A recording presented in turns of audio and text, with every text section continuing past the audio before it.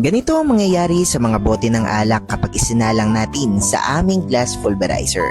Tingnan nyo kung gaano ito kapino. Hello mga ka-recycle, ako po si Marco at ito ang RM Metalworks, Gawang Pinoy. Ngayong araw, ang itetest natin ay puro mga bote ng alak. Kasama ko nga po pala si Ian at bago namin isalang ang mga bote ay inilis muna niya ang mga ulo o takip ng bote para mas maayos ang proseso ng ating testing. Alam niyo ba kung bakit malaking problema ang mga bote ng alak? So ito po, kapag tumatagal, parami ng parami ang naiipon. Yung iba hindi na nabebenta, hindi na rin tinatanggap ng mga bumibili ng bote. Kaya ang ending, nakatambak lang sa bodega o sa likod ng inyong bakuran. Bukod sa nakakaubos ng espasyo, delikado rin ito.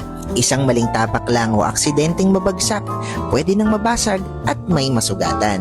Kaya nga may nakausap kami na kliyente na concerned talaga sa tambak nilang bote ng alak.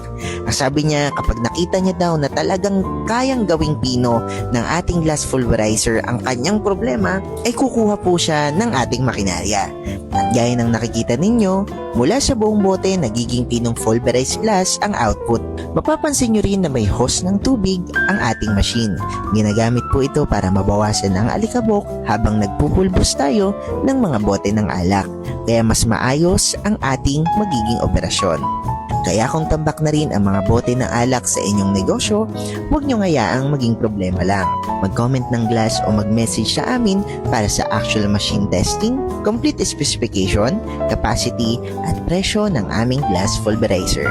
Huwag po natin kalimutang mag-like, share, and follow sa aming Facebook official page na RM Metalworks at RMI Trading.